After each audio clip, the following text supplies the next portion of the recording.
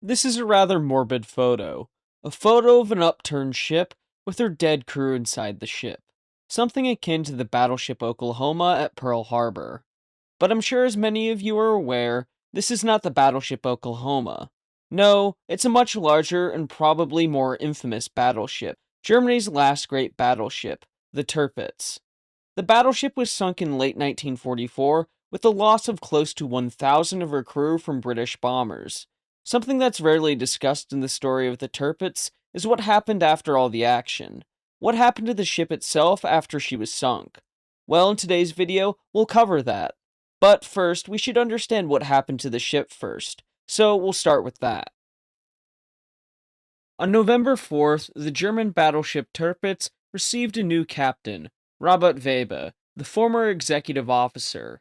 Tirpitz, lying at anchor near Tromsø, specifically off Håkøya Island, Tirpitz, the sister ship of the Bismarck, was a powerful battleship. Armed with 8 15-inch guns, sufficient speed, and heavily armored, she posed a serious threat to the Allied naval forces in the Atlantic. Tirpitz, by this point in the war, was Germany's last battleship. Well, that's not necessarily true, as the battleship Gneisenau was in rough shape, but was still around. And of course, the battleships Schleswig-Holstein and Schlesien were there, but realistically compared to other modern navies, Tirpitz was the last German battleship that could pose a threat to the Allies. Although she didn't sortie often, and only fired her guns one time in anger at enemy positions, nevertheless, the Allies certainly knew that Tirpitz was a threat, and she had survived numerous air raids, submarine attacks, and other manner of assault against the ship, which managed to cause serious damage to the ship, although she still remained afloat. As I mentioned in the introduction, Winston Churchill certainly wanted the lonely Queen of the North destroyed by any means necessary. The battleship, intended to fight other capital ships at sea, was going to meet her end from heavy bombs in a bay in northern Norway. For the 1,700 men aboard Tirpitz on November 12, 1944, began much like any other. They had breakfast and went to work. Considering the time of year, it was rather chilly that morning, around -8 degrees Fahrenheit or -22 degrees Celsius. The skies were clear, and it was shaping up to be another unremarkable day in northern Norway.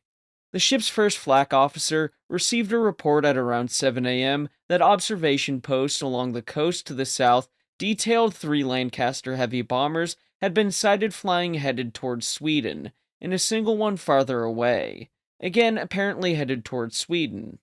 The Air Warning Center at Bardufoss was unconcerned at the sightings, believing the Lancasters were probably headed for the Soviet Union. The first flak officer was concerned because it reminded him of a previous attack when Tirpitz had been a target of Allied bombers headed in a similar direction. The first flak officer immediately called to see if the recently arrived fighter squadron at Bardufoss had been alerted.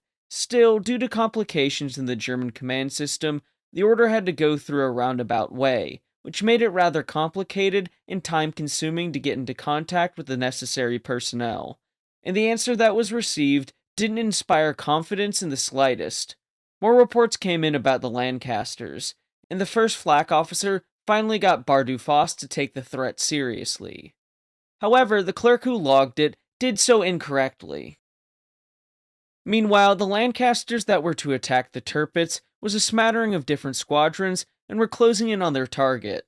The Germans knew this, as at 7:54 another warning was received, and this time things were getting serious as the confused and erroneous reports from a coastal battery suggested that a group of aircraft was approaching the fjord from the northeast. Alarm bells rang out across the ship, and the crew members scrambled to their action stations at 8:02. Watertight doors were closed in the process. Captain Weber announced to the ship's company they were expecting a heavy air attack, and he expected the ship's company to fulfill their duties. For the next half an hour, the crew waited in anticipation for the oncoming onslaught of bombs as the situation became more clear, with the hope being that fighters from Bardufoss would intercept the bombers. Still, they would not come to the aid of the battleship. Instead, at 8:38, the bombers could be seen overhead, and Captain Weber issued the order to open fire. Tirpitz shook the cold morning air with a gigantic jolt of her main armament in a gesture of defiance. Tirpitz fired her main battery of 15-inch guns at the approaching bombers, but it had no hope of hitting the bombers. The real threat was from her various anti-aircraft guns. 4.1-inch, 1.5-inch, and 20mm guns fired volumes of shells into the sky. A smoke screen was rolling in for the battleship, but the bombers had their mark and the Tallboy bombs began to fall. Just 3 minutes after, Tirpitz was hit. At 8:41, Tirpitz was struck by a Tallboy bomb, of which the RAF camera crews captured the destruction of the Tirpitz. The footage showing the anti-aircraft shells bursting around the approaching bombers before cutting to the Tirpitz, which appears like a toy boat in a bath. There follows a flickering along the hull of the battleship, testimony to the frantic efforts of the anti-aircraft gunners to defend the ship from the approaching onslaught. A large white cloud enveloped the forward half of the ship before a vast explosion on the shore. A vast explosion on the port side when the Tallboy found its mark. It was followed by more explosions near the island, sending debris far and wide and high into the air. Another wide cloud appeared amidships inside the former before the area around the Tirpitz became covered by explosions as the ship in the area between the shore was covered by a series of explosions as more Tallboy bombs fell. More and more bombs fell over the coming minutes as the different squadrons came in overhead. The men of the Tirpitz felt the fury of the bombs as many of the men on deck were killed when the first Tallboy bomb struck, killed by the explosion of the Tallboys, the resultant concussion, and by fire. The same immediate death was met by a handful of engineers in the port engine and boiler rooms, which were flooded in an instant. The ship shook from bow to stern as huge columns of water and mud appeared around the ship. With each Tallboy detonation, the seabed beneath the battleship was disturbed, causing the ship to begin to list to port. Just so we're clear about the damage to the ship, it was severe, and there was no doubt Tirpitz was going to be destroyed. To illustrate this, I think it's important to dig into some of the details with some of my favorite writers for German ships from the Second World War, Gerhard Koop and Klaus-Peter Schmolke, in their book Battleships of the Bismarck Class, Bismarck and Tirpitz, Culmination and Finale of German Battleship Construction. The ship received 2 direct hits, both on the port side, one near B turret and the other midships, which penetrated the armored deck and exploded in a boiler room, creating a 14-meter hole from the bilge keel to the upper deck, through which the sea rushed into the machinery spaces. The ship assumed a list of between 15 and 20 degrees. A near miss detonated off the bow. Within the next 3 minutes, the ship was hit again, on the port side near the first 15-centimeter turret, and also suffered the effects of a near miss near that 15-centimeter turret, which destroyed the watertight integrity of the number 2 portside boiler room and the magazine and shell handling rooms of number 2 15-centimeter turret on the port side. Another hit in the magazine and handling room of the number 3 portside 15-centimeter turret caused leaks through the aft gyro compass room and fan room. By now, approximately 67 meters of the port side was flooded, and the ship had a list of 40 degrees, so that the sea was lapping on the edge of the upper deck. At 8:45 hours, the order was given to evacuate the lower decks. Despite the terrible damage and the heavy losses among flak personnel, the machine guns continued firing. Tirpitz, listing to port, was in a bad spot. As the ship began to list, the signal officer, who was in the armored conning tower with Captain Weber, in which he had gathered with his staff to direct the defense of the battleship, ordered the armored doors to be checked to ensure that they could still be opened. A few men moved to the starboard door, where they found that the ship's list was such that the weight of the door prevented it from being opened. Attempts were made to also open the door on the port side, but to no avail, with some men saying that the ship couldn't capsize in the depth of water because it was too shallow. Meanwhile, in the main switchboard control room, the situation was bleak, as generators did not work, steam pressure had fallen, and many rooms failed to answer the commander's call. 7 attempts were made to contact the main engine room, including a call over the ship's loudspeakers without reply, and no electrical power was being received by turret Caesar. some communication was made to an auxiliary engine room. Before the commander of the switchboard control room could answer about counterflooding, Captain Weber called, with priority being given to the pumps. Still, guns and lights needed power, but an order was an order. The commander of the switchboard room realized he might be leaving men in those engine compartments to their death. The order was given to pump as much water as they could. Still, he wanted to compromise to see if he could get as many men out from below the armored bulkheads as possible, knowing that the switchboard room could be rendered inoperable if the list exceeded 20 degrees before opening all the doors, estimating that the list had not yet passed 15 degrees. 10 minutes passed since the Tallboy had hit. A sudden violent explosion, more violent than any previous explosion experienced by those on board, shook the ship as the aft magazine exploded. The force of the explosion threw turret Caesar high into the air. It was now clear that Tirpitz was sinking. The near misses on the port side served to increase the list. As Tirpitz listed, the mud and sand on the seabed beneath the keel began to give way. Yet aboard the ship, there was no panic. One of the first to abandon the ship was a sailor whose battle station was in turret Dora.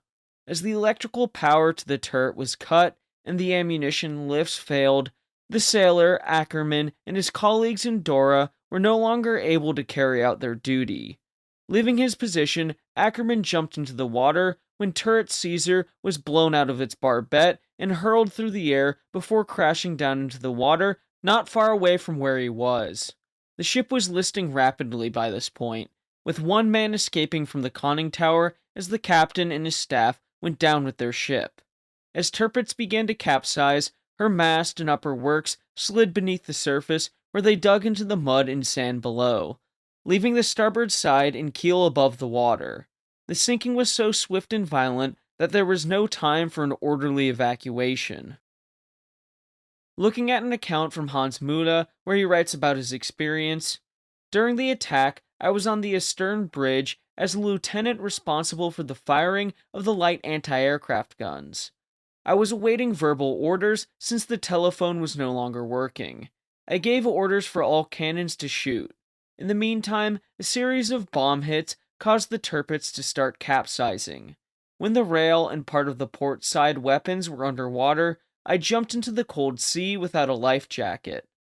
Turret Caesar exploded as I reached the water. The resulting suction pulled me for a few meters under. This probably saved my life. As I re-emerged, I saw many dead comrades. I then swam approximately 100 meters to the net cage and held on to it. After about 20 minutes, a lifeboat picked me up. The machine oil in the water and my body was also a lifesaver. It kept us warm. Rescue efforts began immediately. With so many men in the freezing water, it had to be done quickly. Thankfully for the men in the water, a lot were pulled from the frigid water or had made it to shore. Still, some unlucky souls were trapped in the ship. Some 20 men were cut out of the ship over the coming days, with still more found. Out of the around 1,700 men aboard the Tirpitz, 971 perished in the sinking. The sinking of the battleship constituted the death of the ability of the Kriegsmarine to project power with their battleships and threaten Allied convoys with surface ships. Taking from Kuppenschmolke again, by 8:50 hours, the list had increased to 70 degrees. The hit on the port side 15-centimeter turret had set off a fire which could not be extinguished, and on reaching sea turret magazine, it resulted in an explosion which blew the gun house into the air. At 8:52 hours, Tirpitz capsized and settled on the bottom at an angle of 135 degrees. Altogether, 971 crew members lost their lives. 806 were saved, and a further 82 were eventually brought up alive from the upturned hull. The wreck of the Tirpitz remained in place at her last anchorage until after the war. When that came, the wreck, along with that of the heavy cruiser Blucher in Oslo Fjord, along with the wrecks of about 40 other vessels, were purchased by Einar Hovding, a former Norwegian resistance fighter, for the sum of between 75,000 to 100,000 Norwegian kroner. The intended means to fund the disassembly of the wreck was the extradition of high alloy steel for civilian use. The high alloy steel that was recovered from the Tirpitz was extremely valuable owing to the fact that it was one of the few sources of low background steel produced prior to the detonation of the atomic bombs, including the Trinity test, the bombings of Hiroshima and Nagasaki, and any subsequent tests during the early years of the Cold War. Background radiation levels increased across the world, while modern steel is contaminated with radionuclides because its production uses atmospheric air. Low background steel, such as from Tirpitz, wasn't contaminated. Anyway, the work to dismantle Tirpitz began in 1948 by the Norwegian company, and guys, I'm sorry, I really tried. I'm gonna have to put the name up here on screen because I just can't do it. I'll let Daniel Knowles take it from here with this next bit. In his book Tirpitz, The Life and Death of Germany's Last Great Battleship. During the dismantling operation, that Norwegian company uncovered an engine room bulkhead door on which one of the ship's crew had painted an image of the ship sailing through a rough sea. Underneath the image had been written the words "Against England." In 1947, former No. 9 Squadron Rear Gunner Jeep Jepsen was working in the Tromsø area and became friendly with some of the people of Tromsø, including the town watchmaker and his daughter. Jeep told them of the 9 squadron raids against the famous ship, and the daughter of the watchmaker mentioned that she could contact the mayor of Tromsø. The bulkhead, weighing over 100 kilograms, measuring 1,200 millimeters by 1,000 millimeters, had already been removed from the ship. Jeep mentioned that if the bulkhead ever became available, it would be much appreciated by No. 9 Squadron at RAF Binbrook. The mayor of Tromsø passed the story to the Norwegian government. The bulkhead was mounted in Tromsø, where an inscription was added which read, "Part of bulkhead of Tirpitz, sunk by numbers 9 and 617 squadrons, 12th November 1944 at Tromsø. Presented to Bomber Command, Brothers in Arms, Royal Norwegian Air Force, in commemoration of friendship and cooperation during World War II.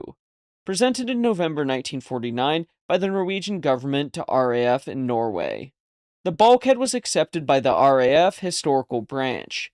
Dispatched from Tromsø, it arrived in Britain on December 1st, 1949, where it was presented formally to then Commander-in-Chief, Bomber Command, Air Marshal Sir Aubrey Elwood on February 16, 1950, by the Inspector General of the Royal Norwegian Air Force in commemoration of the friendship and cooperation during the Second World War.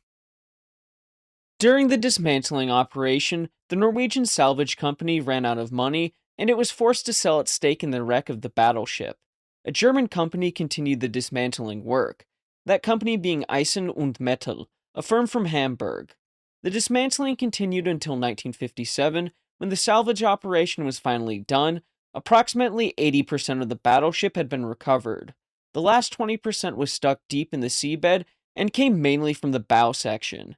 Some pieces of the Tirpitz were sold to the Norwegian Road Authority, who to this day still use them in and around Oslo as temporary road surface and to cover up trenches and other areas of excavation.